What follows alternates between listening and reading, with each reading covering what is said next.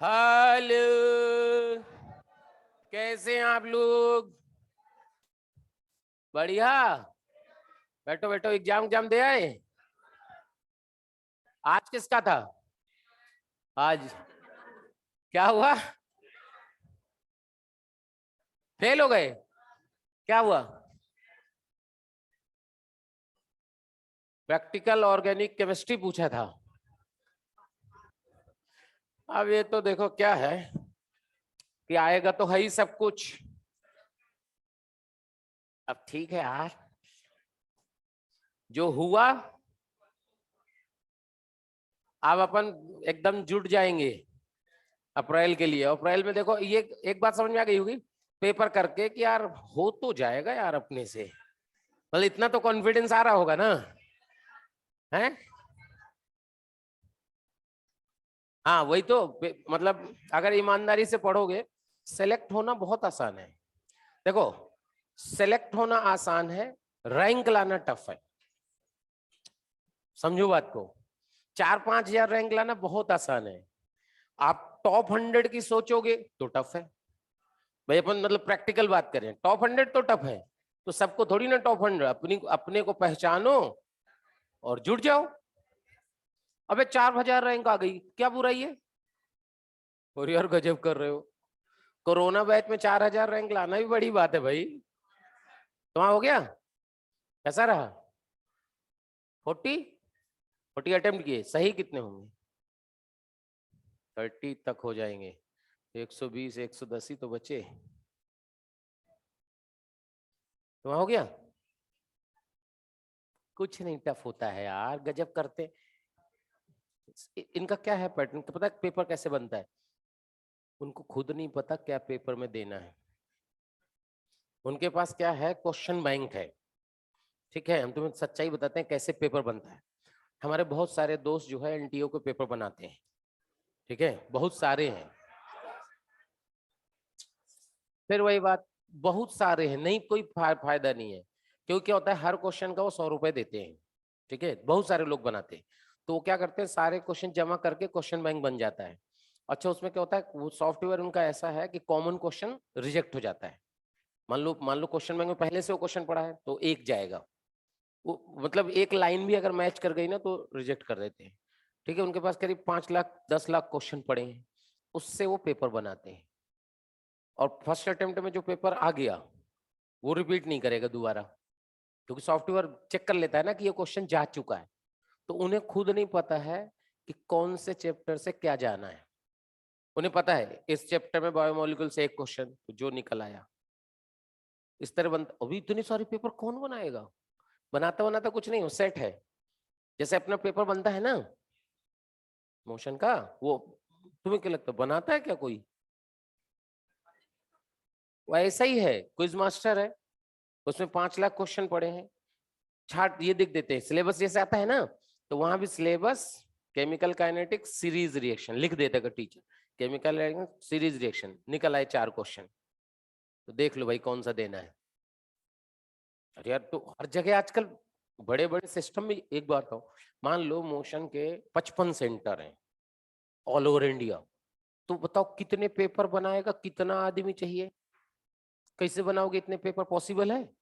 अबे कितना आदमी चाहिए बे इतने पेपर बनाने के लिए? मतलब हर हफ्ते 35 पेपर मान लो बन रहे। बनाए कौन?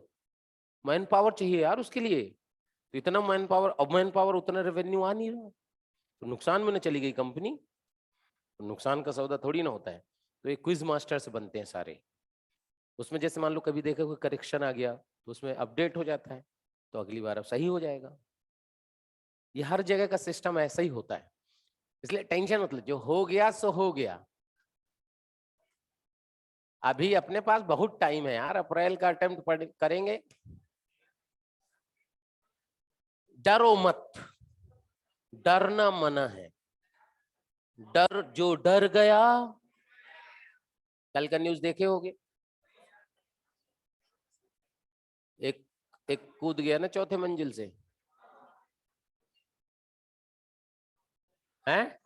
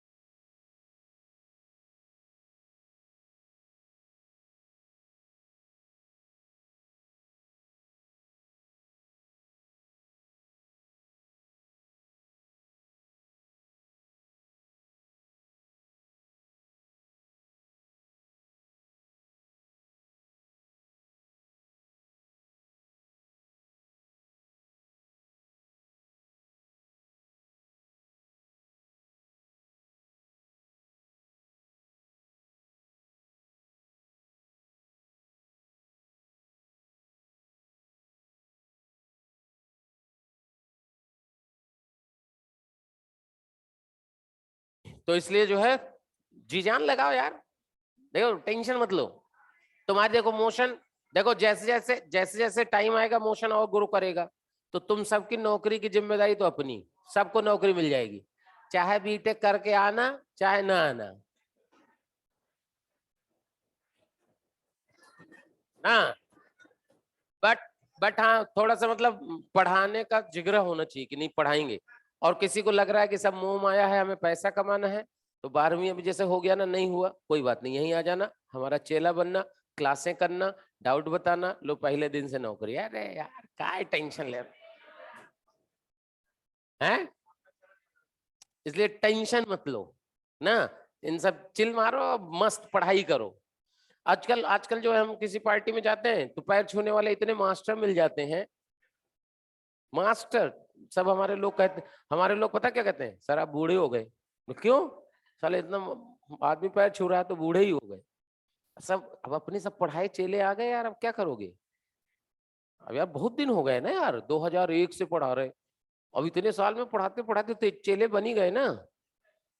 मतलब 100-150 मास्टर हैं बड़े भैया के हैं जो, इसलिए मेहनत करो, मतलब मेहनत नहीं, ऐसा नहीं कि चिल मारने का मतलब पढ़ ही नहीं रहे, मेहनत करो, रिजल्ट रिजल्ट भूल जाओ, जो होगा देखा जाएगा, अच्छा ही होगा। कहां तक पढ़े थे।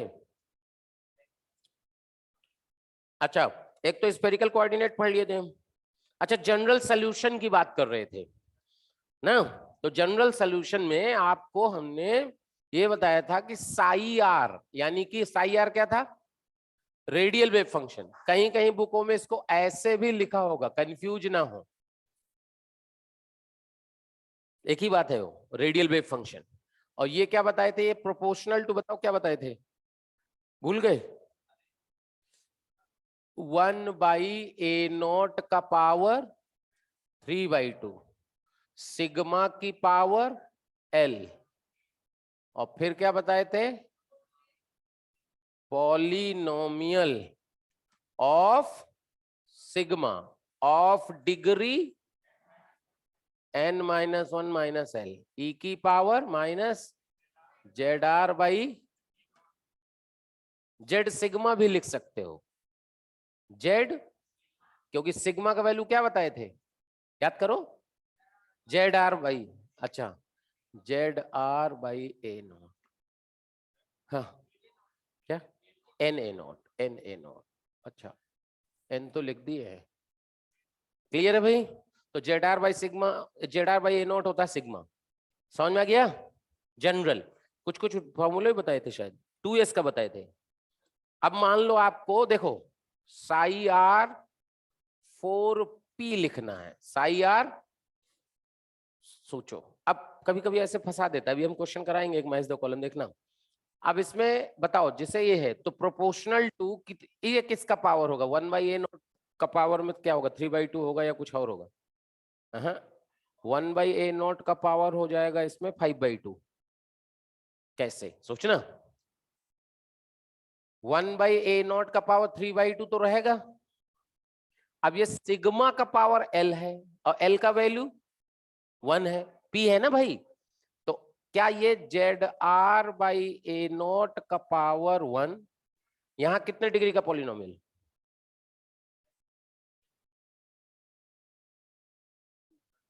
2 डिग्री का, तो अच्छा 2 डिग्री में भी r आएगा, तो यानी r का पॉलिनोमियल हो गया ना एक प्रकार से, बाकी z और a0 तो कांस्टेंट है। तो आप ऐसे लिख सकते हो कि AR² plus BR plus C e की पावर ZR/4a0, बोलो। तो यहां देखो 5/2 हो गया। अब ये मत कहना कि यहां भी तो R/a0 आएगा, आएगा जरूर, लेकिन वो C के साथ है ना, तो पूरा बाहर थोड़ी ना आएगा, प्रोपोर्शनल टू आप ऐसे नहीं लिख सकते ना। लेकिन ये समझ में आ गया, समझ में आ गया। तो आप क्या किस, अच्छा सोचो, अब ये कहां कितनी वैल्यूज के लिए 0 होगा, 2 के वैल्यूज, यानी 2 रेडियल नोड आएंगे। यानी अगर अपन साई आर वर्सेस आर का ग्राफ बनाए, सुनना, अब ये ग्राफ ओरिजिन से और पास करेगा, क्यों,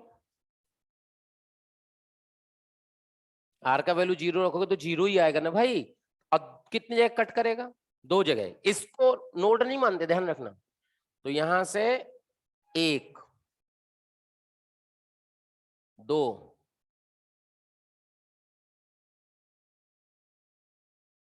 समझ में आया? देख लो। और इसका जो ये देख रहे हो ना, एम्पलीट्यूड लगातार घटेगा। मान लो 4 होते तो लगातार घटता चला जाता।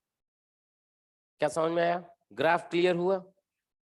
क्या किसी का भी आप लिख के ग्राफ बना सकते हो, और लिखने की भी जरूरत कहाँ है? तो हम तो पहले नोड बता चुके हैं भाई। 4p है तो 4p में क्या तुम्हें नोड नहीं पता? 2 होंगे, पता है हमें यार, रेडियल नोड 2 आएंगे, n-l-1।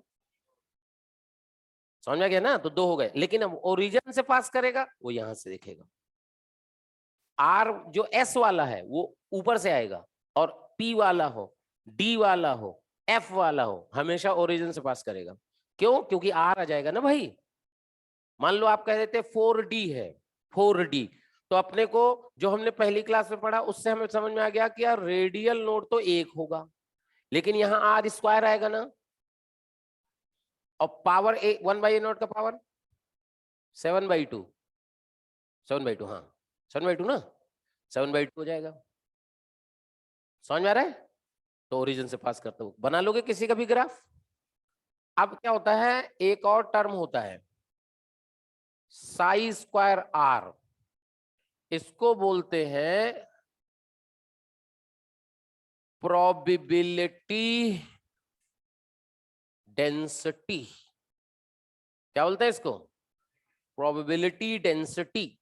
तो अगर अब सोचना जरा, खुद लॉजिक लगाओ। मान लो psi square r versus r 4s का ग्राफ खींचना है, सोचो कैसा आएगा।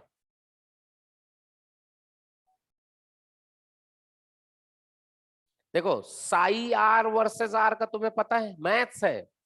अगर साई आर वर्सेस आर का पता है तो साई स्क्वायर का क्या होगा? अबे y और x का ग्राफ है तो y स्क्वायर और x का ग्राफ कैसे होता है? क्या जो x एक्सेस के नीचे होता है वो ऊपर चला जाता है, मोड ऑफ y जैसे। मैथ से भाई। तो सोचो कितनी जगह कट करेगा, पहले ये बताओ कितनी जगह? 1 2 3, ये लो चेक करिए, देखिए।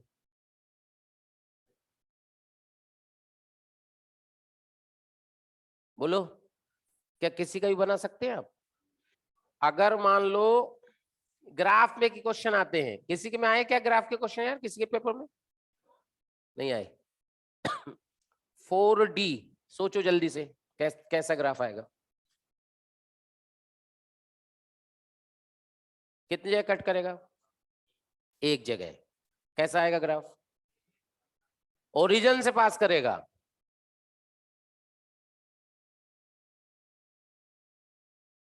लो बोलो, देखो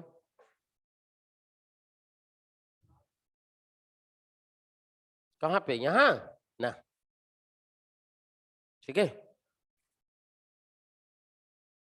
अब बोले कि यार शार्प और कॉर्नर आएगा कि नहीं आएगा, ये मैग्नीट्यूड क्या होगा, अगर इस तरह की तुम बातें करोगे तो फिर वो केमिस्ट्री नहीं, मैथ्स हो गई। सामने दिया है, डिराइव करो, मैक्सिमम मिनिमम निकालो, रखो। लेकिन क्या ये सब निकालने के लिए हमें ये सब चाहिए? और बिना उसके कैसे निकाल लोगे भाई? लोकल मैक्सिमम कितना आएगा सब देखेंगे ना अपन, वो सब नहीं, वो तो मैथ्स में पहुंच गए फिर हम हैं। हाँ, सारे रियल रूट्स होते हैं, नो इमेजिनरी रूट्स। रूल है, जो भी एक्सप्रेशन आपको देख रहे हो इसमें सारे रियल रूट्स होंगे, कोई इमेजिनरी नहीं होगा। क्या भाई ग्राफ क्लियर हो गया? तो एक तो प्रोबेबिलिटी डेंसिटी आ गई। अब एक टर्म और आता है, देखो, टोटल प्रोबेबिलिटी। क्या है? Total probability. ये होता है साई स्क्वायर आर 4πr²dr। कैसे आया होगा सोचो? टोटल प्रोबेबिलिटी है डेंसिटी इक्वल टू क्या होता है, मास बाय वॉल्यूम। तो मास का मतलब टोटल हो गया, डीवी से मल्टीप्लाई कर दो। और डीवी क्या होता है, सोचो वी कितना लिखोगे, 4/3 πr³। तो डीवी क्या हो गया, अरे 4 πr² ही तो हुआ बे। अरे यार, अगर अगर आपने ये देखो, तो यहां से डीवी क्या आ जाएगा, 4 πr²dr। बोलो, तो अगर अपने को ऐसे लिखा हो 4s के लिए 4 πr² वर्सेस r, बताओ कैसा ग्राफ आएगा। अब सोचो,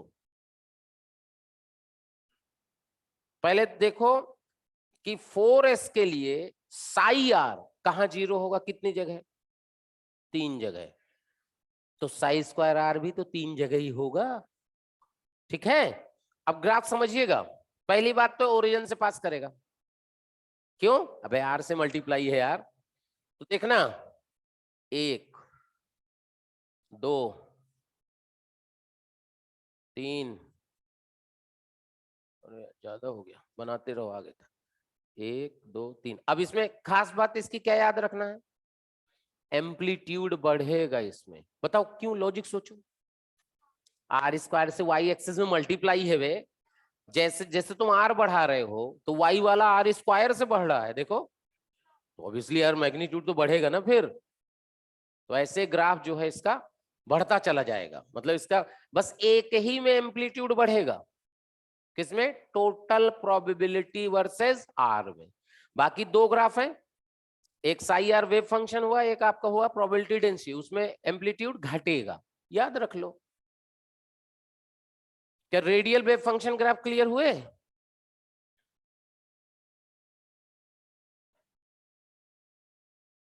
तो ये अभी हमने, याद करो, केवल क्या समझा है, रेडियल वेव फंक्शन, अभी एंगुलर नहीं आया।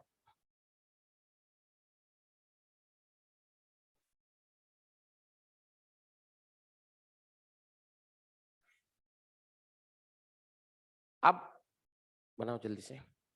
अगर अपने को एंगुलर वेव फंक्शन समझना है तो क्या हमें साई थीटा फाई लिखना पड़ेगा। अच्छा, साई थीटा फाई जो होगा वो ऑर्बिटल का होगा, याद है ना, ऑर्बिट का नहीं होगा। बताए थे ना पिछले क्लास में, क्योंकि ऑर्बिट का शेप तो उसमें थोड़ी ना आएगा कोई एंगुलर नोड। तो अगर आपको एंगुलर नोड लिखना है तो किसी पर्टिकुलर, अब देखो देखो, जो साई आर है, psi R depends on the value of n and l।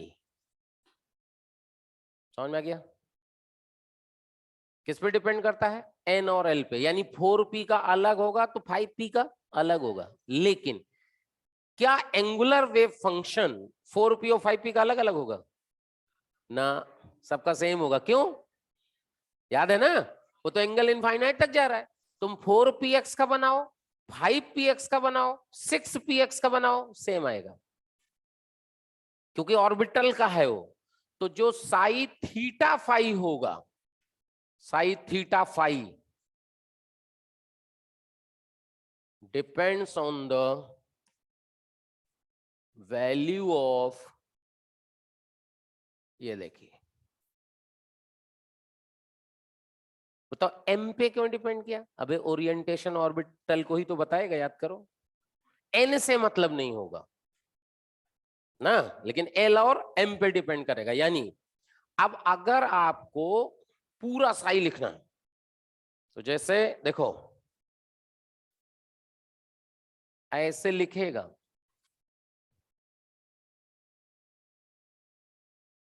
Sai 420। और बोले ये क्या मतलब है, सोचना जरा इसका मतलब।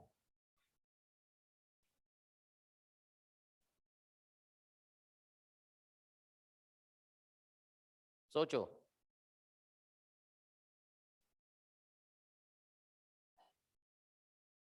समझ में आया क्या, एन एल एम, क्योंकि अगर पूरा कंबाइन करोगे भाई, साई आर और साई थीटा फाई तो अलग अलग है। अब हम क्या कर रहे हैं कि भाई हमने कहा भाई ये काम करते हैं, psi equal to psi R psi theta phi, क्या ये टोटल वेव फंक्शन हो गया? और ये टोटल वेव फंक्शन तो ये एन एल एम पे डिपेंड करेगा ना। तो यहां एन क्या हो गया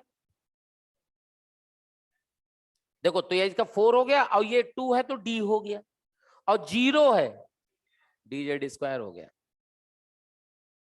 याद आया? क्लियर है ना सबको? तो ऐसे लिखते हैं, ठीक है, नोट कर लो।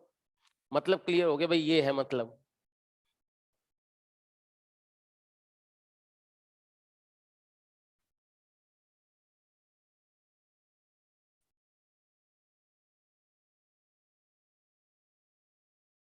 आओ मोशन में प्लेसमेंट पाओ।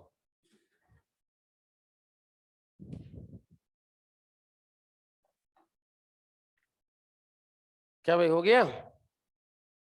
यहां तक बात सबको समझ में आई? ठीक है ना? अब देखो, जैसे मान लो साई 2px इसका लिखना है। अब एक बात जरा समझिएगा, साई 2px लिखना है तो 2px का मतलब अब क्या हुआ? ऑर्बिटल भी है, n भी है, l भी है, m भी है, तो इसका मतलब टोटल वेव फंक्शन की बात करेंगे। तो यहां पे आप क्या लिखोगे कि psi R psi theta phi complete. तो यहां पे साई आर तो लिख दोगे भाई कि के प्रोपोर्शनलिटी की जगह के लिख दें, 1/a0 का पावर 3/2, और यानी इसको 5/2 कर दें, आर का पावर होगा ना, तो r/a0 होगा ना सिग्मा, तो यहां आ जाएगा r। क्लियर? अब यहां क्या आएगा? पॉलिनोमियल कितने का? 0 कांस्टेंट। 0 डिग्री का पॉलिनोमियल मतलब a लिख देते हैं, e की पावर ZR/2a0। बोलो, अब ये जो आपने इतना लिखा है,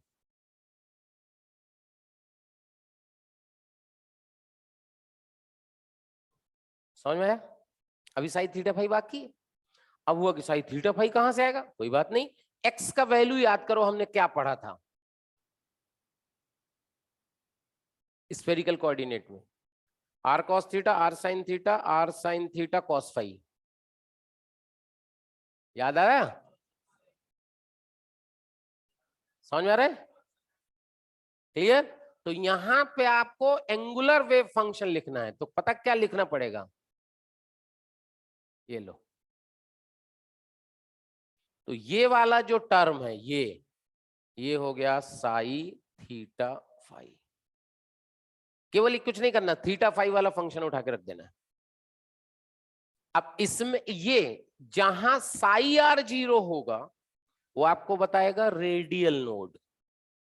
जहां साई आर 0 होगा वो आपको क्या बताएगा? Radial node.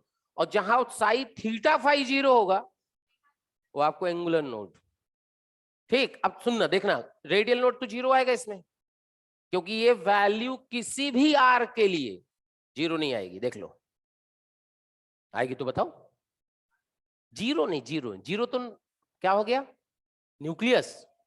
न्यूक्लियस को थोड़ी ना कंसीडर करते हैं, 0 के अलावा नहीं आएगा ना, इसका मतलब रेडियल नोड क्या होगा? 0। अब सोचो कि यार ये साइन थीटा कॉस फाई 0 कब होगा? जब थीटा का वैल्यू 0 हो जाए। देखो, अब जो हमने तुम्हें बताया था ना, समझाया था कि ये प्लेन देखना यहीं से आया, देखना कैसे। पी कोऑर्डिनेट थे आर थीटा फाई, याद आ रहा है? और ये वाला थीटा था, ये एक्स था, ये वाई था, ये जेड था। तो अपने को क्या करना है? ये वाला टर्म 0 लाना है। तो क्या अगर थीटा का वैल्यू 0 कर दो, पूरा 0 हो गया। थीटा का वैल्यू 0 मतलब जेड एक्सेस, थीटा का वैल्यू मतलब 0 मतलब जेड एक्सेस हो गया। अब बताओ, फाई पाई/2 रख दो भाई, फाई का वैल्यू पाई/2 करोगे तो कॉस फाई 0, और फाई याद है ना,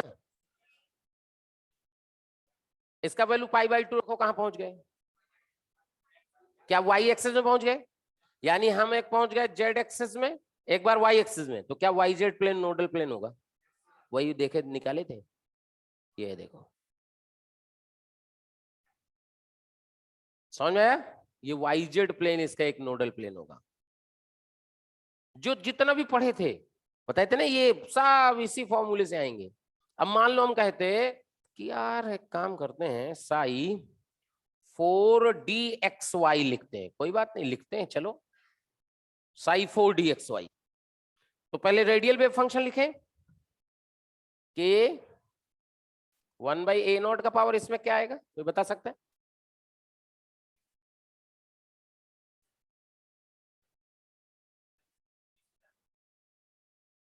7/2 आएगा, स्क्वायर आएगा ना, नहीं समझे? r/a0 का स्क्वायर आएगा। तो 1/a0 का पावर 3/2 तो हमेशा होता है, तो क्या 3/2 + 2 हो जाएगा ना, समझ में आया कि नहीं? तो यहाँ 1/a0 का पावर 7/2 और पॉलिनोमियल कितने डिग्री की, r का पावर 2 पॉलिनोमियल 1 डिग्री का, तो ar + b, ar + b लिख दे, e की पावर ZR/4a0, ये हो गया, देखो समझ में आया? तो ये हुआ आपका रेडियल वेव फंक्शन। अब इनटू आपको क्या करना है, एंगुलर वेव फंक्शन। अब समझिएगा, अब ये वो यार एंगुलर वेव फंक्शन कैसे आएगा, बहुत आसान है। क्या आपको एक्स वाई चाहिए, तो एक्स का वैल्यू वाई का वैल्यू मल्टीप्लाई कर लो, लेकिन एक्स का वैल्यू में आर छोड़ देना, केवल क्या कौन से फंक्शन रखने, थीटा फाई। तो एक्स का वैल्यू तो सामने दिख रहा है, देखो आपको साइन थीटा, वाई का वैल्यू क्या होगा साइन थीटा, क्लियर? अब इसको सिंप्लीफाई करके बताओ क्या आ गया है, sine square theta cos 2 phi, sine, एक मिनट, साइन थीटा है, अच्छा ठीक है। तो ये तो हम यहीं रख देते हैं कि यहीं आएगा, इनटू ये क्या आ जाएगा, साइन स्क्वायर थीटा इनटू कितना, साइन, अच्छा अच्छा वो कांस्टेंट में चला गया, अच्छा 2 साइन थीटा कॉस फाई, ठीक है। क्या समझ में आया? यानी एंगुलर वेव फंक्शन में ये आया ना मेन। अब सोचो कि ये कितनी आर के लिए जीरो होगा,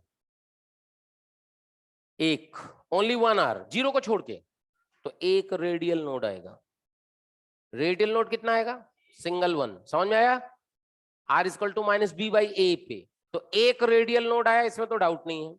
अब आता है एंगुलर नोड, समझते हैं एंगुलर नोड तब आएगा जब ये जीरो होगा पूरा, यानी थीटा का वैल्यू जीरो हो जाए तो काम चल जाएगा।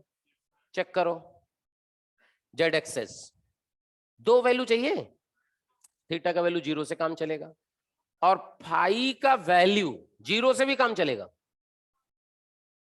क्यों भाई, जीरो से काम चलेगा, तो यानी थीटा जीरो हो फाई जीरो हो, चेक करो कौन सा, एक्स जेड प्लेन इसका एक नोडल प्लेन होगा, और पहले भी पढ़े थे, याद करो। अच्छा बिना पढ़े बताओ इसके नोडल प्लेन कौन कौन से होंगे, वाई जेड और जेड एक्स, ठीक है। तो वाई जेड एक्स जेड तो आ गया, अब वाई जेड और लाना है, देखो फाई का वैल्यू π/2, चेक करो कौन सा आ गया, वाई जेड प्लेन, देखो समझ में आया? ये आए थे कि कौन सा होगा, वो इन सब को सॉल्व करके आए थे, लेकिन अपन ने क्या किया था, बिना सॉल्व किए आपको हमने समझा दिया, तो तभी समझ पा रहे हो। अगर हम पहले ये पढ़ाते और समझाते ना, तो आधों को हवा नहीं लगती हो क्या रहा है, इसीलिए अपन ने पहले बिना श्रोडिंगर के सब बता दिया। अब श्रोडिंगर से हो यार बात तो ठीक है यार, अब ये तरीका है पढ़ाने का। क्या भाई बात समझ में आ गई? तो आप किसी का भी लिख के आप बात कर सकते हो, काम खत्म।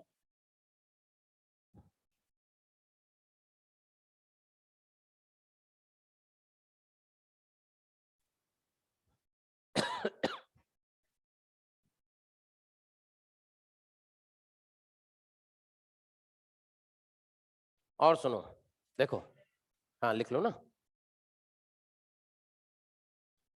अच्छा जब आप इसको अगर मान लो पहली बार देख रहे हो, बिना पढ़े, तो आप लोग ये क्या है बे, इतना तो बड़ा मैथ्स में भी नहीं था, ये क्या है। लेकिन अगर अपन पढ़ के समझेंगे तो आसान है, कुछ नहीं है। अच्छा, इसमें जो के होता है ना, उसकी अजीब अजीब वैल्यू है, 1/81, √2, कभी √3। हम जब फर्स्ट टाइम पढ़े ना तो हम रटे थे सब, बहुत टाइम लगा यार, वो भी भूल जाता था। हम साला कोई तो बताएगा कैसे निकालते हैं, कई लोगों से पूछे, कोटा आके भी कई लोगों से पूछे कि निकालते कैसे हैं यार ये। तो एक जो समझदार आदमी था उसने बताया कि सर कोई माई का लाल ये निकाल नहीं सकता। तो फिर कहा, सब रटे हैं। तो हमने कहा जब रटना ही है तो साले के डालो ना, फिर काहे दिमाग लगाओ, क्योंकि रटेगा है ही नहीं वो। अब हर ऑर्बिटल का अलग अलग है, कितना रटोगे भाई।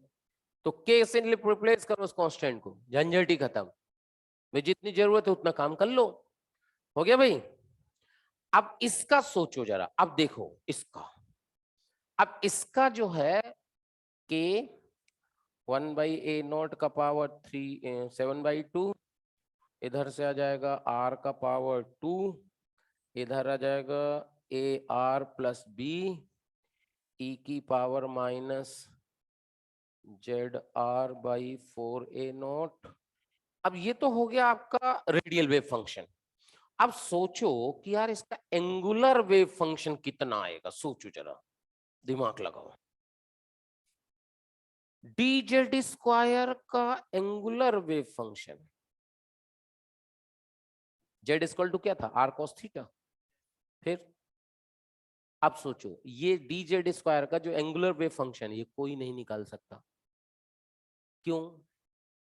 क्योंकि z से तो आ रहा है, और जो एक्स वाई प्लेन में रिंग है उसका कहां से लाओगे, क्योंकि उसका तो कोई एक्सप्रेशन ही नहीं है ना। तो आपको इसमें क्या करना पड़ता है, ये श्रोडिंगर ने कैसे निकाला ये उसी को पता है। ये आपको dz² के लिए फिक्स्ड है, ये रटना है, ये इसका एंगुलर वेव फंक्शन है। अब सुनना है लॉजिक, सुनना एक और अच्छी इंटरेस्टिंग, क्योंकि कोई भरोसा नहीं एडवांस के लिए। देखो अपन अगर याद करें,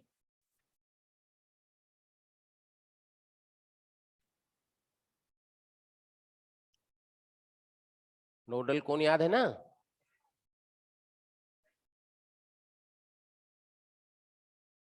ऐसा था कुछ। अब सुनो, ये इस लाइन पे है ना नोडल कोण ये, तो क्या ये थीटा है ना भाई, समझो। तो ये जो थीटा होता है, पता क्या होता है,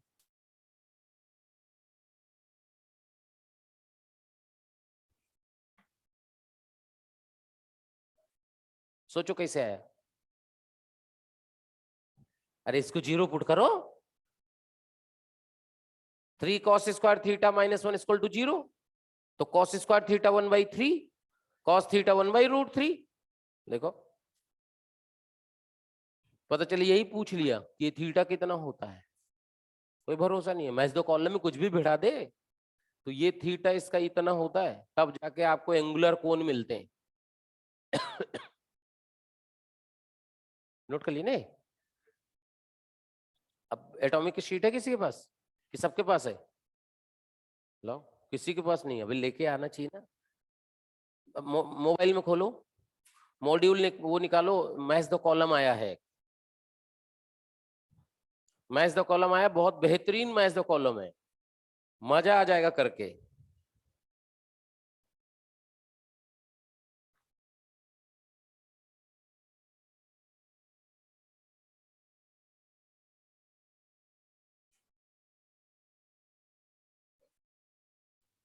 पहले एक काम करते हैं, मैच द कॉलम से पहले अपन एक काम करते हैं, जितना श्रोडिंगर के क्वेश्चन है सभी कर लेते हैं ना, लफड़ी खत्म ना।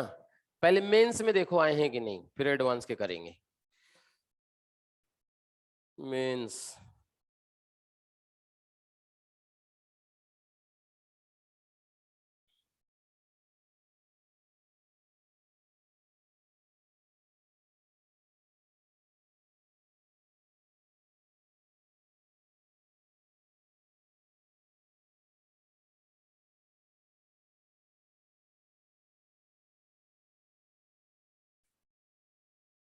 अब देखो एक क्या एन और एल दिया है, कह रहा है इनका एनर्जी बताओ किसका कम ज्यादा होगा।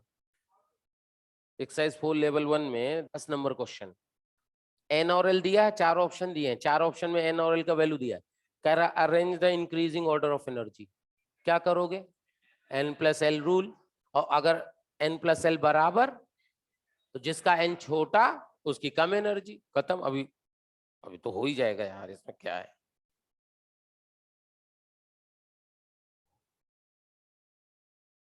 ये तो इसमें तो नहीं दिख रहे भाई यार, आते तो हैं क्वेश्चन जेईई में, नहीं आते क्या? श्रोडिंगर के क्वेश्चन नहीं आते? चलो नहीं आते तो कोई बात नहीं, हाँ, ज्यादा हाई फाई नहीं आते। देखो 15 number question, exercise 4 level 2 15 number, exercise 4 level 2 15 number question. अब ये जो 15 नंबर क्वेश्चन है सबका आंसर आना चाहिए इसका, तभी समझ में आएगा कि हाँ आ गया। कह रहा P is the probability of finding the first electron of hydrogen atom. P क्या है, प्रोबेबिलिटी ऑफ फाइंडिंग इलेक्ट्रॉन, इसका मतलब प्रोबेबिलिटी डेंसिटी थोड़ी ना दिया है।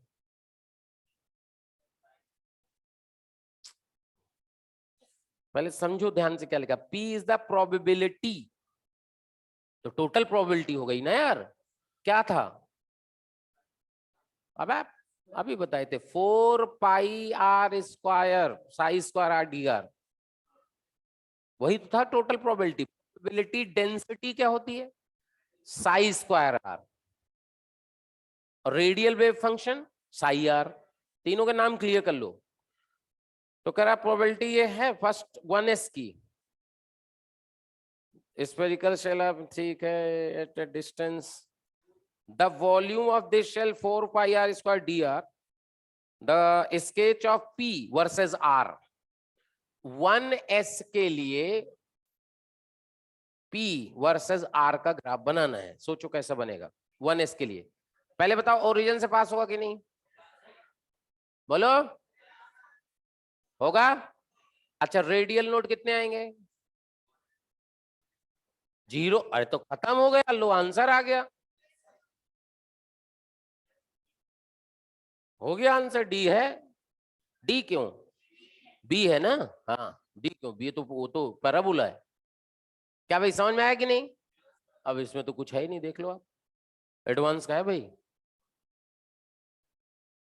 ठीक है, कब को 2016 का हिस्ट्री में टफेस्ट पेपर था, पता है तुम्हें कि नहीं?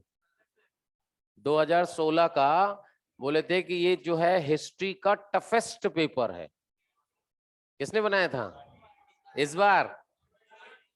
अच्छा एक बताओ इसमें क्या टफ है, इसमें इसमें जो क्वेश्चन आए थे इसमें क्या टफ टफ है? कुछ टफ नहीं होता, गलत फहमी है। हमने आपको बताया था ना, एग्जाम जो होता है एडवांस का रिजेक्शन का है, आपको रिजेक्ट करेगा, खोज खोज के करोगे ना तो 30-35% बहुत आराम से कर पाओगे और उसमें सेलेक्ट हो जाओगे। आप क्या होता है, बच्चा जो होता है ना वो आसान क्वेश्चन खोज ही नहीं पाता। क्यों नहीं खोज पाता, पहले क्वेश्चन से करना शुरू करता है, लगातार 4 नहीं आते वह खत्म। यही तो बात है, यही तो आईआईटी है, वो ऐसी जगह सेट करता है आसान क्वेश्चन कि आप खोज ही नहीं पाओगे। क्यों नहीं खोज पाओगे, क्योंकि आप तो कह रहे हो मैं पूरा करूंगा, रैंक 1 लाऊंगा। भाई पूरा करने के चक्कर में ही तो आप नहीं खोज पाते। अगर आप ये सोच के जाओ कि मैं साला 40% ज्यादा मैं करूंगा ही नहीं, तो टाइम ही टाइम है आपके पास, खोजो ना आराम से।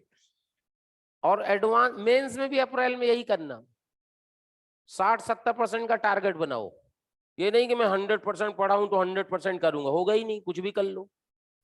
60% क्वेश्चन ऐसे होंगे जो आपको आ रहे होंगे, फिर भी आप 60% को खोज नहीं पाओगे, क्योंकि लाइन से करोगे ना, लाइन से करोगे, बेवकूफी में समय खराब करोगे, अब आंसर आएगा नहीं, फिर दूसरे में मूव करोगे। और फिर होता क्या है कि हम जब पेपर देते हैं ना, अगर मान लो आपने कैलकुलेशन किया, कट कट कट कट आया ही नहीं, लगता है इतना मेहनत किया हूं साले टिक तो करूंगा ही।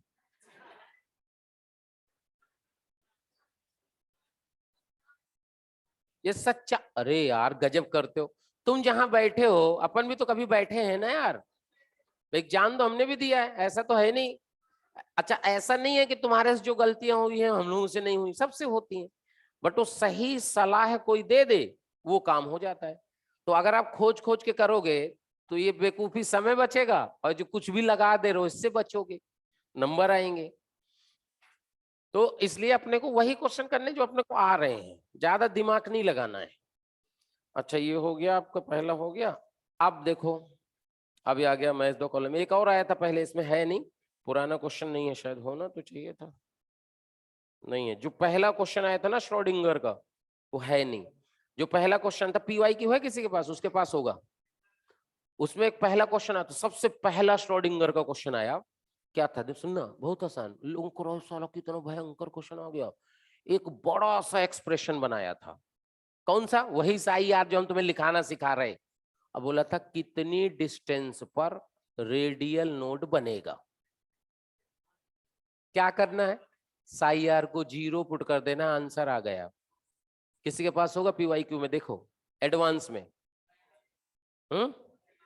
खूब भयंकर से एक्सप्रेशन दिया था, 2/3। लाओ इधर लाओ। और उसमें क्यों पूछा था, न्यूक्लियस से कितने डिस्टेंस पर रेडियल नोड होगा। लोगों का बहुत टफ क्वेश्चन आ गया।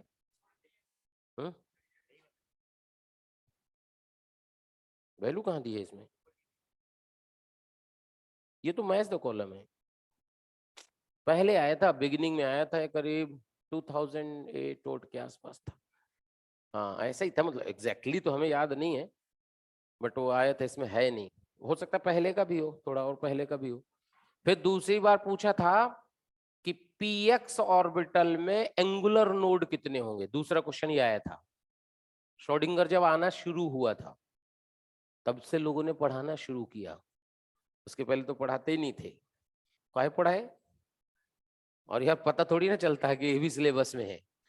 तो देखो अब इसमें जो है कॉलम करते हैं, कॉलम। सब लोग अपना अपना मोबाइल में खोल ले भाई, कॉलम 1, कॉलम, क्योंकि बहुत बड़ा है, कॉलम 2, कॉलम 3, मिल गया क्वेश्चन। साइन वाइन का फंक्शन होगा, नंबर ऑफ ऑर्बिटल, ये तो है ना, px ऑर्बिटल में नंबर ऑफ एंगुलर नोड कितने होंगे, बोलो px में। अच्छा नोडल प्लेन पूछा है, नोडल प्लेन एंगुलर नोड ही हो गया। नोडल प्लेन बताओ px में कितने होंगे? एक होगा, अबे एल ही तो होता है वे, आंसर एक है, हो गया। ये क्वेश्चन था। एक क्वेश्चन और खोजो, साइन का खूब बड़ा सा फंक्शन दिया था, अंदर दिया था, हाँ 2r माइनस करके कुछ, ले लाओ लाओ लाओ लाओ, तुम भी लाओ, तो वहां दिखाए। मतलब आप सोचो कि ऐसे ऐसे क्वेश्चन आते हैं, फिर लोग कह देते हैं बहुत टफ आ गया, अरे साला ये क्या है। ये देखिए, अब जो हमने जनरल फार्मूला लिखना सिखाया ना तुम्हें, उसमें क्या दिया है, Schrodinger wave equation for hydrogen atom, Z का वैल्यू 1, कह रहा साई का वैल्यू दिया है 1/4√2 पाई 1/a0 का पावर 3/2, याद आया, 2 माइनस r/a0 e की पावर r0/a0, समझ में आया? और कह रहा है a0 Bohr radius, if the radial node in 2s be at then r0 in terms of, क्या करोगे? जीरो कर दो, ये तो जीरो हो नहीं सकता, ये जीरो हो नहीं सकता, ये जीरो हो गया, आर का वैल्यू क्या आ गया, आंसर आ गया, खत्म। लो उसमें क्या है भाई, रेडियल नोट तो तभी होगा ना जो साई आर 0 होगा, जीरो कर दिए तो आंसर वही। 1 डिग्री का इक्वेशन देखो, बताए थे ना 2s के लिए 1 डिग्री का पॉलिनोमियल बनेगा, यही तो पॉलिनोमियल है। और ये सिग्मा याद करो, r/a0, सिग्मा बताए थे ना Z/a0, वही है, लो आंसर आ गया। तो होता होता कुछ नहीं क्वेश्चन में, बट वहां अपन क्या करते हैं, देख के घबरा जाते हैं। अब जो एक कॉलम आया ना, जो मैच द कॉलम, देखो सब लोग मोबाइल में अपने अपने मैच द कॉलम निकाल लो। ये है क्वेश्चन नंबर कौन सा है, 16, 16, 17, 18, 3 क्वेश्चन है। एक्सरसाइज 4 लेवल 2 आईटी की बात जी, और ये भी आत्मा है। तो अब इसमें क्या है कि जिसने एंगुलर वेव फंक्शन पढ़ा नहीं था, जैसे वो थीटा फीटा देखा ना, घबरा के आगे बढ़ गया। छोड़ो वे, कौन दिमाग लगाए। ठीक, तो कॉलम 1 में जो फर्स्ट दिया है वो 1s, सेकंड दिया है 2s, थर्ड दिया है आपका 2px 2pz, और फोर्थ 3। क्लियर है, समझ में आ गया। अब ये तो पहला आया, पहला कॉलम। दूसरा कॉलम जो दिया है, ये दिया है आपको first psi N L M. देखो जैसे ही आपने ये लिख दिया, इसका मतलब दोनों है। समझ में आ गया ना, इसका मतलब क्योंकि साई एन एल होता तो रेडियल है, एल एम होता एंगुलर है, दोनों है इस सब है, पूरा टोटल वेव फंक्शन है। तो ये कह रहा है प्रोपोर्शनल टू 1/a0 का पावर 3/2 इंटू ई की पावर ZR बाई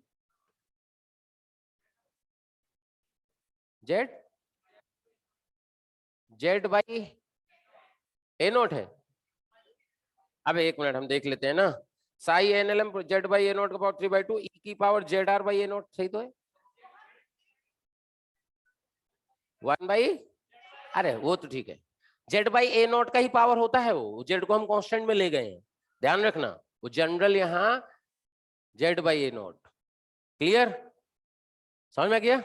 वो जो बताए थे ना सिग्मा, सिग्मा का वैल्यू क्या बताए थे, ZR/a0। ये हो गया फर्स्ट। सेकंड जो है आ रेडियल नोड, कह रहा है आ रेडियल नोड। थर्ड कह रहा है कि साई NLM जो होगा NLM प्रोपोर्शनल टू Z/a0 का पावर, बोलो।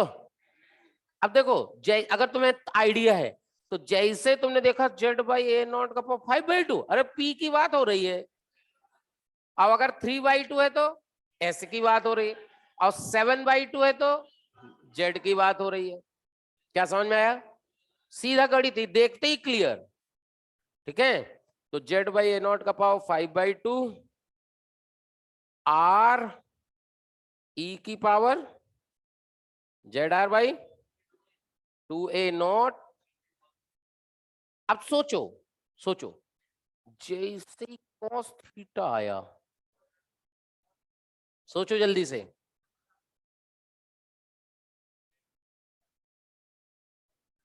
देखो याद आया, क्योंकि अपन याद करो Z=R cos थीटा होता था, तो Z की बात हो रही है इसमें।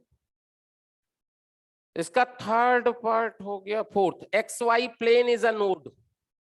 फोर्थ पार्ट इसका XY plane is a node. क्या भाई क्लियर हुआ, कॉलम 2 क्लियर। अब आता है कॉलम 3 कि भाई कॉलम 3 क्या होगा। तो कॉलम 3 में करा न्यूक्लियस पर प्रोबेबिलिटी डेंसिटी, हिंदी का अंग्रेजी, हिंदी अंग्रेजी में से लिख दिया इसने। इसमें लिखना है probability density at nucleus. First part क्या है इसका, P। अच्छा नहीं, P तो अलग है, P ये है। P में ग्राफ बनाया है, किसका ग्राफ है भाई, Sai R versus R। Sai NLM लिखा है ना, वो आप नहीं बना सकते। थीटा वाला ग्राफ कैसे बनाओगे, रेडियल वेव फंक्शन है, लिखने को तो कुछ भी लिख दो, बट थीटा वाला ग्राफ थोड़ी ना बना सकते हो। तो यहां से ऐसे ग्राफ बनाया, समझ में आ गया। अभी सब मैच करते हैं। क्यू लिखा है probability density, probability density at nucleus proportional to 1/a0 Q. Clear भाई। आर लिखा है न्यूक्लियस पर प्रोबेबिलिटी डेंसिटी इज मैक्सिमम, तो अपने क्या लिखना है, probability density is maximum at nucleus. Probability density is maximum at nucleus. अब सुनते हैं, अब इसका जो फोर्थ लिखा है वो हम नहीं लिख रहे हैं, एक तो बड़ा भी लिखा है, दूसरा क्यों नहीं लिख रहे हैं, क्योंकि उसमें क्या कर रहा है कि जैसे नहीं होता वो एनर्जी वाला फॉर्मूला होता है ना, -13.6 1 by n1, तो कह रहा है इनका रेशियो इतना आएगा, फॉर्मूला लगाना है, डिवाइड कर देना है, ठीक है, वो तो मैच कर जाएगा। अब ये तो हो गए 3 कॉलम। अब पहला क्वेश्चन है, समझिएगा, फर्स्ट क्वेश्चन करा for helium ion, for helium ion which of the following option is incorrect for helium ion। 16 question है फॉर हीलियम आयन, इनकरेक्ट पूछा है, करेक्ट नहीं पूछा, ध्यान रखना, इनकरेक्ट। तो इसमें पहला ऑप्शन दिया है फर्स्ट एस, समझो, फर्स्ट एस, ऑप्शन लिख देते हैं। सेकंड दिया second Q, second Q. C option दिया है आपको फर्स्ट थर्ड आर, और डी ऑप्शन दिया है आपको फर्स्ट आर। इस तरह क्वेश्चन में ज्यादा दिमाग लगाना, ऑप्शन पकड़ो, मिला लो, सही हो जाए तो ठीक, नहीं आगे बढ़ो। भी क्यों सबको मिला रहे हो, जो जरूरत है वो मिलाओ ना। तो बोला फर्स्ट एस, चेक करते हैं, फर्स्ट एस भी सही था, ये तो सही, क्योंकि फर्स्ट का फर्स्ट ही होगा, देखो, क्योंकि तुम्हें लिखना आता है, अगर लिखना आता है तभी बता पाओगे ना भाई। दूसरा ऑप्शन है सेकंड क्यू, देखो सेकंड सही है, क्यू, अब देखो पहले बताओ, सेकंड का सेकंड तो सही है, 2s का एक ही रेडियल नोट आएगा भाई। अब क्यू की बात करते हैं, देखो प्रोबेबिलिटी की अगर हम बात करें तो प्रोबेबिलिटी डेंसिटी क्या होती है, साई स्क्वायर आर। क्या 2s के लिए जो साई आर लिखोगे, 2s के लिए psi R 2s proportional to 1/a0 का पावर 3/2 इंटू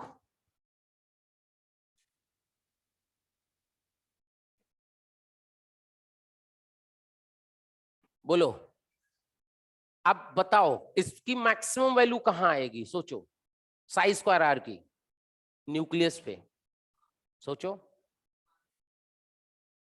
क्यों, क्योंकि यार न्यूक्लियस पे सब तो क्या होगा, क्योंकि होगी, ये घटाएगा वैल्यू को, इनफाइनाइट पे तो 0 हो गई।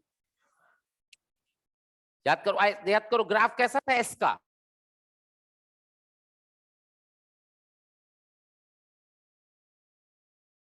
तो क्या इसकी मैक्सिमम वैल्यू साई आर की ओरिजिन पे है, तो अगर स्क्वायर आर की भी तो ओरिजिन पे मैक्सिमम होगी ना भाई, तो क्या प्रोबेबिलिटी डेंसिटी न्यूक्लियस पे मैक्सिमम होगी, और वो डायरेक्टली प्रोपोर्शनल टू A0/1/A0 का क्यूब होगा, देखो क्यों, क्योंकि ये साई आर है, it is a psi R, और प्रोबेबिलिटी डेंसिटी क्या है, साई स्क्वायर आर, देखो बाकी सब 0, खत्म। क्या सेकंड का सेकंड क्या था, सेकंड क्यू सही हो गया, सी फर्स्ट थर्ड आर, चेक करो, फर्स्ट थर्ड गलत, खत्म हो गया आंसर, फर्स्ट का थर्ड हो ही नहीं सकता, क्यों, क्योंकि फर्स्ट का 1s है, अबे 1s में एंगुलर कब से आ गया, एस में तो कभी एंगुलर वेव फंक्शन आएगा ही नहीं, क्योंकि एस में कभी भी एंगुलर नोड हो ही नहीं सकते। क्या फर्स्ट गलत हो गया, डी भी चेक करो, फर्स्ट आर, देखो फर्स्ट सही है, आर कहां है, आर क्या सही है, ये भी सही हो गया, देखो क्लियर हुआ भाई, क्लियर क्वेश्चन। अगला क्वेश्चन कह रहा है कि for orbital which are given column 1 which of the following option correct combination, तो 17 क्वेश्चन,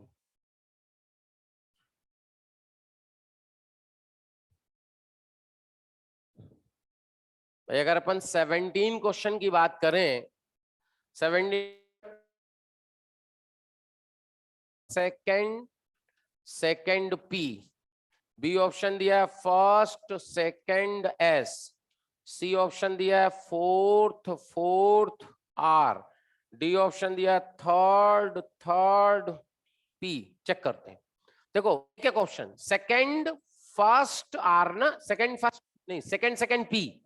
चेक करो, सेकंड पी देखना भाई, second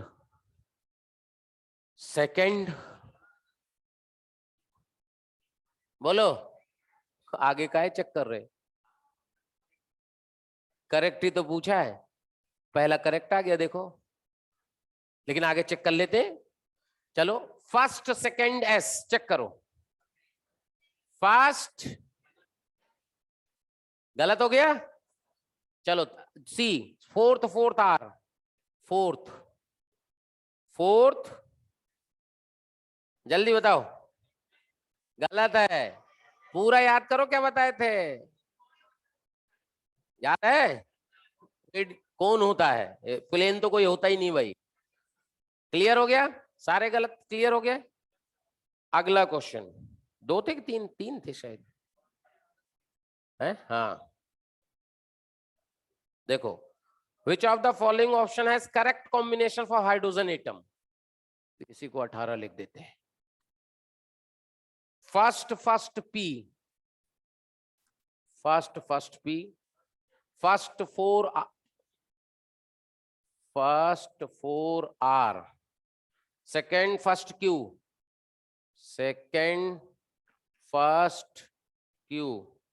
first S, correct combination पूछा है। अब करेक्ट कॉम्बिनेशन अगर पूछा है और आपने जरा सा भी दिमाग, आपका मेमोरी स्ट्रांग है, देखते ही आंसर आ गया, ये देखो अभी तो प्रूव किए थे कि ये सही है, जब इस ऑप्शन में सही है तो उसमें भी तो सही होगा। वैसे मिला लेते हैं, जैसे फर्स्ट पी, फर्स्ट गलत, क्यों? 1s में कहा रेडियल नोड आएगा यार, 1s में तो हो ही नहीं सकता, गलत।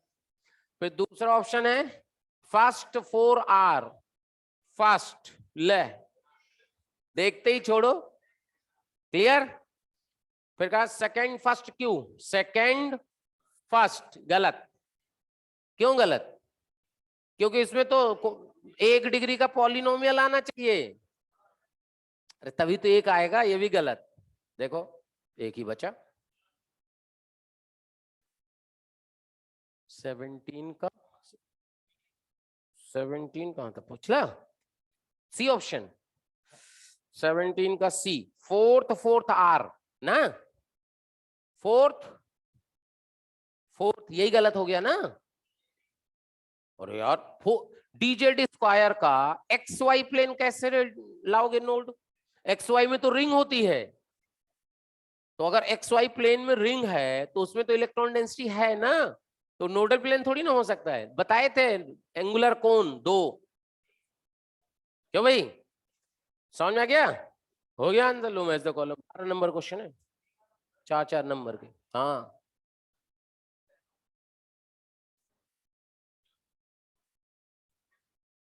किसमें, कौन से क्वेश्चन में? हाँ ये ना, हाँ ये, हाँ अरे एस के लिए है ना, एस के लिए थीटा फाई आ ही नहीं सकता ना।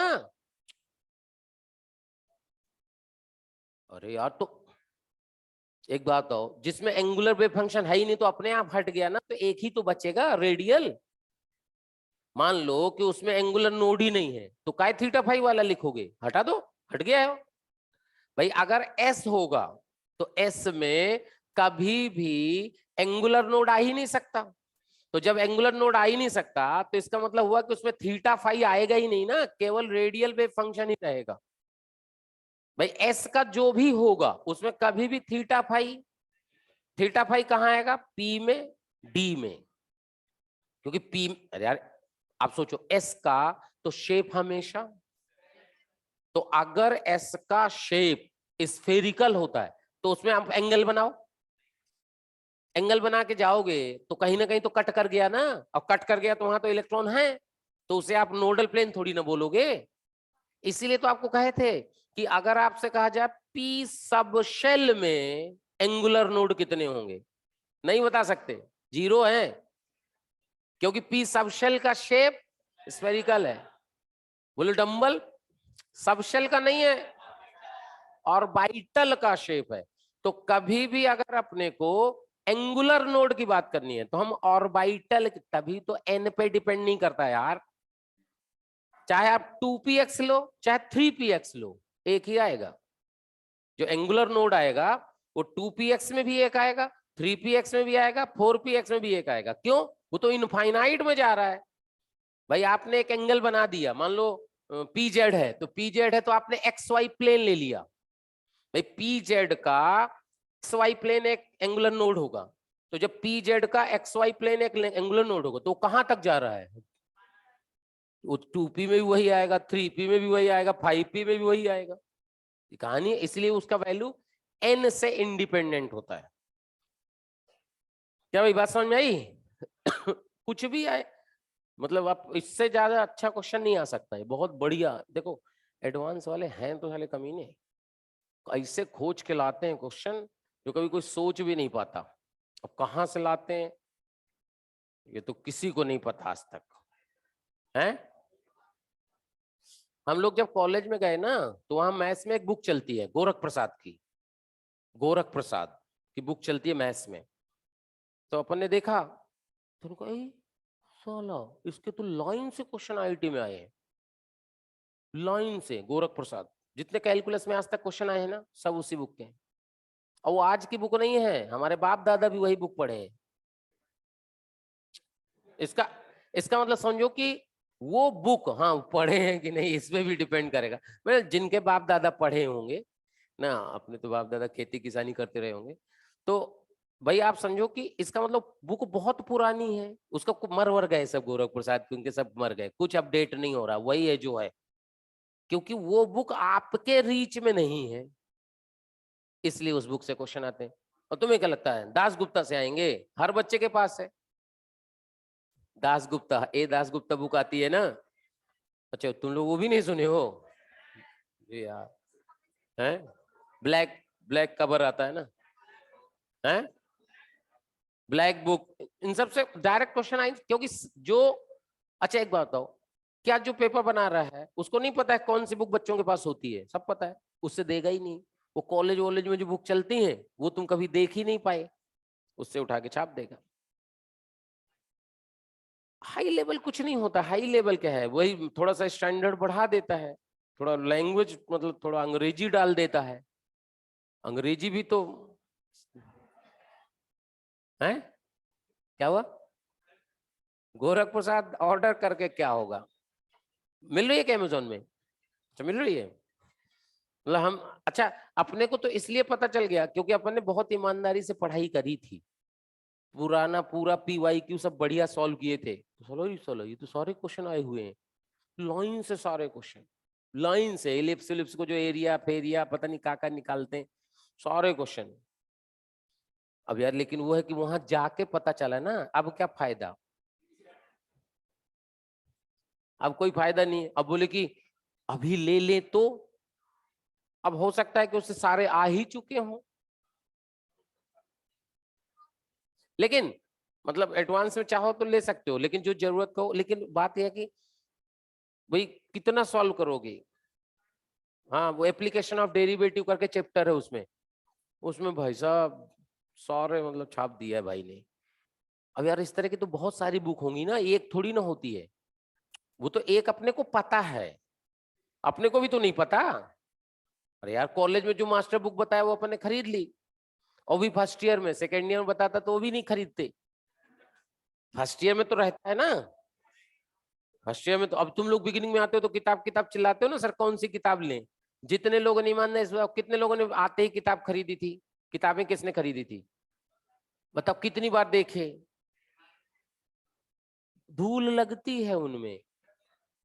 अगर बहुत मोटी खरीद लिए तो पतली पतली चैप्टर वाइज भी आती हैं, अगर वो तो आदमी देख लेता है, बाकी मतलब है कोई नहीं देखता। लो भाई किसका था ये? अब क्या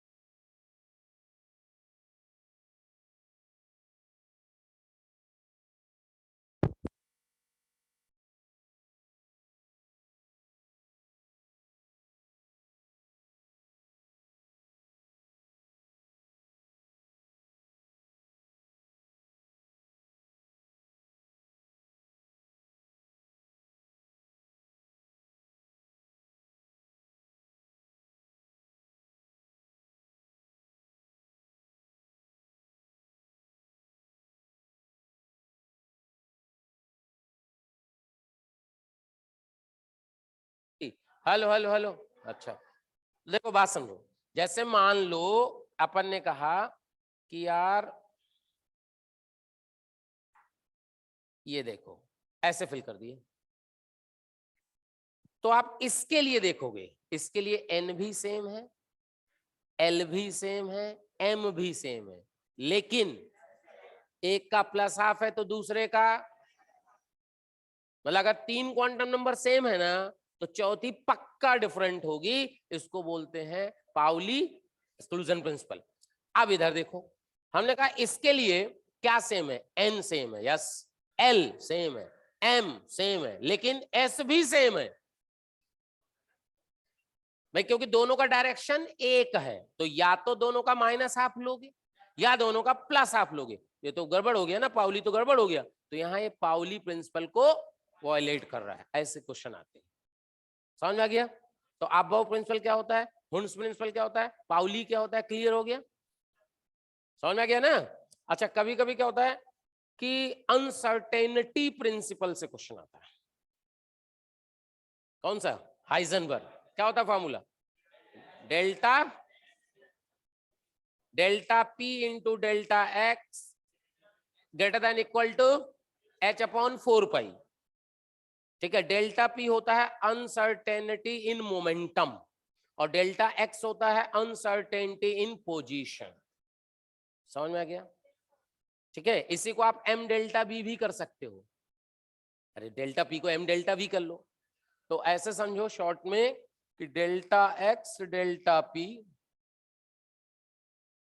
क्लियर? ठीक है, ये माइक्रोस्कोपिक एलिमेंट के लिए ही होता है, माइक्रो के लिए नहीं होता। मतलब आपने कहा बस की अनसर्टेनिटी इतनी है, नहीं, ये इलेक्ट्रॉन प्रोटॉन के लिए भैया। ठीक है, माइक्रो छोटे छोटे मॉलिक्यूल। तो होता क्या है कि कभी कभी अपन ऐसे क्वेश्चन बोल देता है कि अनसर्टेनिटी इन वेलोसिटी इतना है, ध्यान सुनना अच्छे से, अनसर्टेनिटी इन वेलोसिटी इतना है या अनसर्टेनिटी इन डिस्टेंस इतना है, कुछ ऐसे लिख दिया। अब बोलेगा अनसर्टेनिटी इन वेवलेंथ क्या होगा? अब बोले अब जो जिसको आपको अगर नहीं आइडिया है, अगर आपको आइडिया नहीं है तो आपसे नहीं होगा, क्योंकि कहोगे यार अनसर्टेनिटी लेमडा में तो ये तो बताया ही नहीं, पी से लेमडा कैसे आएगा ना? देखो, लेमडा इक्वल टू, क्लियर है? यहां पे क्या करो,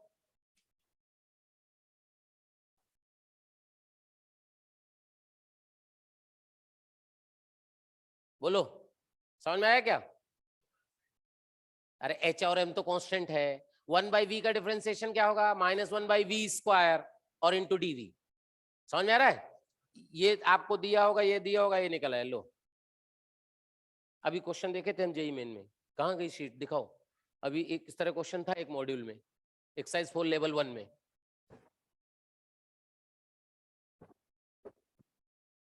तो ऐसे एक दूसरे को लिंक करके भी आप निकाल सकते हो। देखो था, है ना? कहीं देखे थे हम। Uncertainty in position of electron moves with the velocity 300 meter per second, accurate up to 0.001%. What will be the कहाँ लिखा है? अच्छा, ये तो आसान हो गया, ये नहीं है, नहीं ये तो अलग है। कौन सा? 7, कैलकुलेट द वेवलेंथ है वे इन atom electron moving with speed 600 with accuracy, ये डेल्टा वी हो गया। Position of electron can be, वही डायरेक्ट फॉर्मूले पे आ रहे हैं तो बेकार है। तो कभी अपने को इस तरह क्वेश्चन आ जाए कि एक पे दिया हो दूसरे पे निकालना, तो आप उस फॉर्मूले से लिंक करके निकाल लो। भाई वेलोसिटी दी है, ऐसे देखो, वेलोसिटी दी है और करा यहां तक एक्यूरेसी है, वो डीवी हो गया, रख दिए दोनों, आंसर आ गया। क्लियर भाई? तो इस तरह से अब अगली क्लास देखते हैं, गैसियस पढ़ाया जाएगा। एटॉमिक के क्वेश्चन तो ये श्रोडिंगर वाला हो गया ना, बाकी एटॉमिक आप मॉडर्न में पढ़ोगे। बाकी ओर ने क्या किया, बोर ने क्या किया, रदरफोर्ड ने क्या किया, पढ़ लिया। फिर क्या है, फिर वो स्पेक्ट्रम सब आता है ना, बामर सीरीज, पाशन, बस हो गया काम। फिर चलो भाई, बाय बाय।